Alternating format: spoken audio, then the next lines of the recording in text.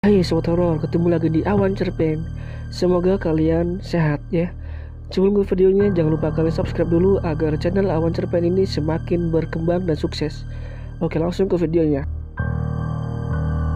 Cerita ini karangan Alfred Pendi yang berjudul Horor Mencekam dari cerpenmu.com.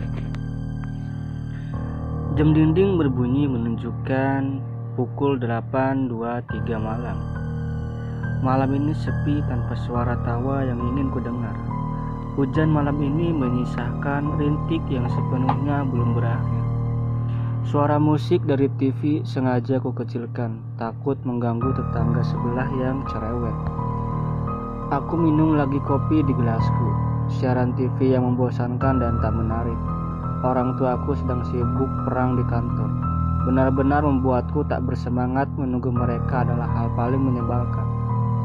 Terpaksa aku sendiri di rumah memandang langit kosong. Semuanya membuatku tak berselera untuk beraktivitas. Sebuah suara orang bernyanyi dari arah gudang di ruang atas. Suaranya pelan, parau dan serak, tapi terdengar jelas. Lingsir wengi siramu tumungking sirno, ojo tangi ngonmu guling. Awas jo ngetoro aku lagi bang wingo. Wingo jin setan kang tak usi dadio. Sebarang wojo lelayu sebet.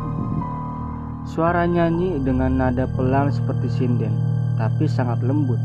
Aku meraih senter di atas meja TV. Berjalan menyusuri tangga dan aku telah berdiri di depan gudang asal sumber suara itu. Gudang ini adalah barang penyimpanan barang kosong, barang-barang rongsok yang masih layak pakai. Sudah lama tak ada yang mau membersihkannya, sehingga jaring laba-laba dan debu dapat membuat flu mendadak. Aku menempelkan kupingku di pintu gudang dan menutup mata mencoba merasakan suara dari dalam. Suara nyanyi makin jelas terdengar. Lingsir wengi sliramu tumungking sirno, ojo tangi ngonmu guling, awas jo ngetoro aku lagi bang wingo. Wingo jin setan kang tak utusi dadio, sebarang wajok lelayu sebet. Suara yang sepertinya pernah ku dengar di sebuah film, tapi entah di mana, sungguh ku tak ingat. Sepertinya seorang wanita, mungkin 20 tahun ke atas, karena suaranya lembut meski pelan. Dan saat mendengarnya, aku seperti terhipnotis untuk bernyanyi mengikutinya, dan tubuhku bergerak mulai menari dengan sendirinya. Aku tersadar saat dari arah ruang bawah suara orang memanggil namaku, diikuti nyanyian yang hilang sekejap. Dan itu sepertinya ayah dan ibuku baru pulang dari kantor. Aku berlari menuruni tangga dan membuka pintu. Aku terdiam sejenak. Orang tua yang ingin kulihat tak ada. Lalu siapa yang memanggilku? Aku hendak menutup pintu, namun sebuah foto dan kado dihiasi pita di lantai menarik perhatianku. Aku membungkuk meraihnya.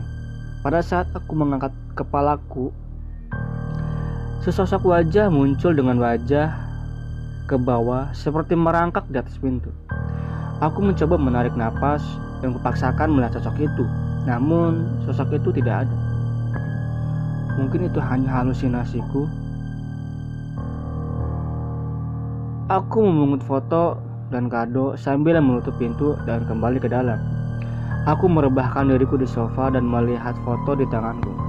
Aku membolak-balikannya karena tak ada gambar, hanya gambar putih kosong. Aku mengambil kaca pembesar dan aku dapat melihat sebuah bayangan wanita sedang menggendong anaknya, meski tak nampak jelas karena cahaya. Aku tersentak melempar foto itu saat dengar jelas lihat darah menyembur dari matanya diikuti tawanya. Aku mengucek mata, memastikan ini tidak nyata. Aku meraih kado dan menemukan beberapa barang. Silet, gunting, sebuah bunga mawar merah, dan sebuah kertas dengan tulisan yang tak karuan. Aku datang menjemputmu anakku. Aku datang menjemputmu anakku. Wasti. Siapa Wasti? Namanya terasa asing bagiku. Tapi foto ini sepertinya pernah kulihat, tapi entah di mana. Aku meringis tersentak kaget saat duri nawar menusuk jariku. Darah menetes kencang. Aku berlari ke kamar mandi dan mencuci darah tanganku. Belum sempat kunyalakan keran air, terdengar nyanyian dari dalam pintu WC yang terletak beberapa meter dariku.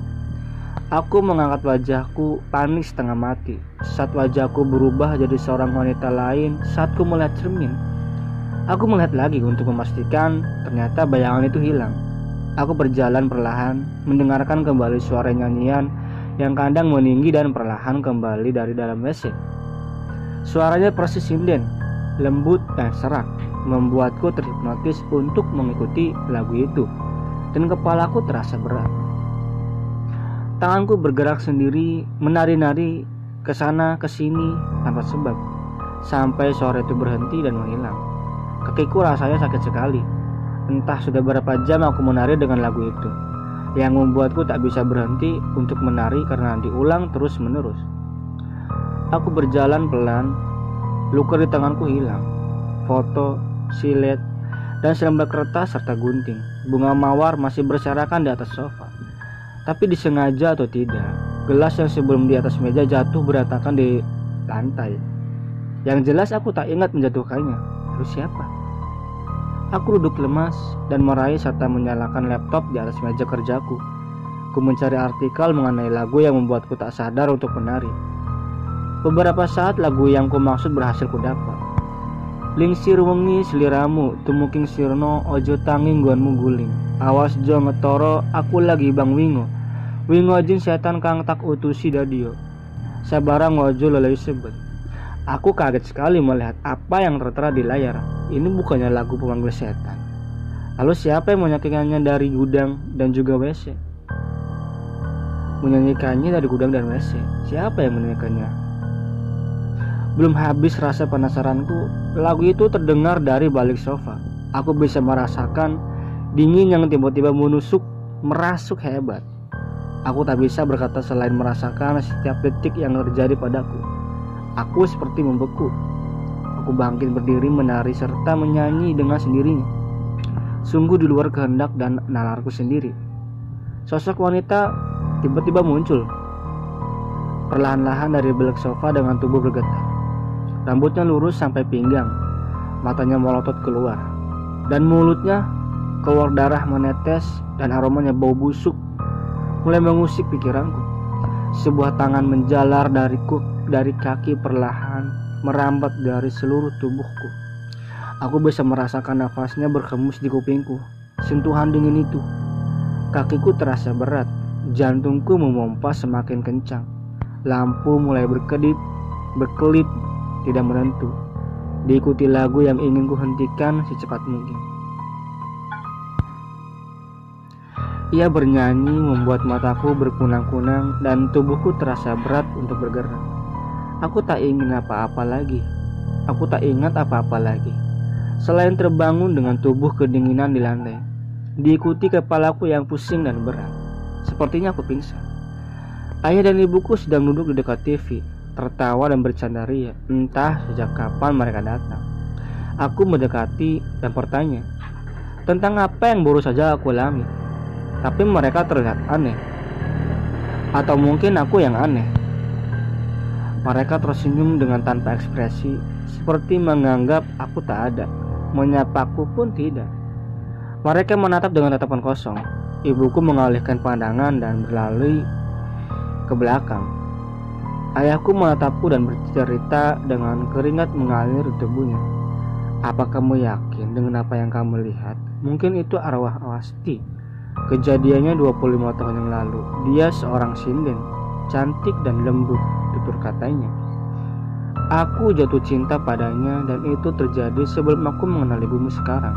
Tahukah kamu siapa ibumu yang sebenarnya? Dia adalah Wasti, bukan ibumu yang sekarang. Dia adalah iblis. Dia telah membunuh Wasti dan memutilasinya. Aku hanya membantunya karena waktu itu aku tak tahu lagi harus bagaimana. Tubuhnya dipotong dengan silet dan gunting lalu dibuang. Tubuhnya bersemayam di gudang itu dalam sebuah peti oleh formalin. Ayahku berhenti, tidak melanjutkan ceritanya. Sebuah telepon mengalihkan ceritanya. Aku bangkit, angkat telepon. Halo, dengan siapa saya bicara, kataku. Aku terdiam terpaku, sebuah hal yang tak mungkin. Aku disuruh ke rumah sakit karena orang tua aku mengalami kecelakaan dan meninggal dunia. Aku langsung melihat ayah yang sedang duduk di sofa. Tidak ada siapapun, apapun selain silet, gunting, kertas, dan kotak merah yang memang berantakan. Lalu siapa yang berbicara denganku barusan? Aku makin takut menjatuhkan gagang telepon saat suara nyanyian yang tak asing ku dengar menggema di belakangku.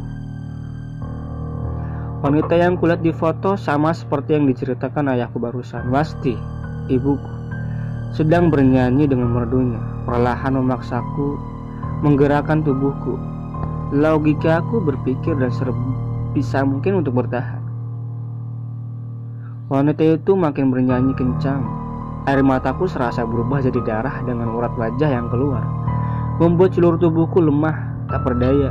Silet gunting melayang dengan sendiri. Silet menyayat-nyayat tanganku dengan cepatnya. Gunting menusuk pahaku beberapa kali. Rasa ngilu yang teramat sangat menjalar, dan darah mengalir membasmi lantai dari tubuh.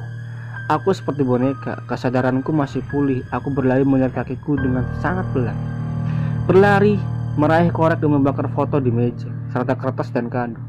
Sang wanita yang bernama Wasti, yang tak lain ternyata ibuku, melotot dan berteriak hilang di gelap mata. Aku terjatuh, menahan tubuhku yang tersayat perih.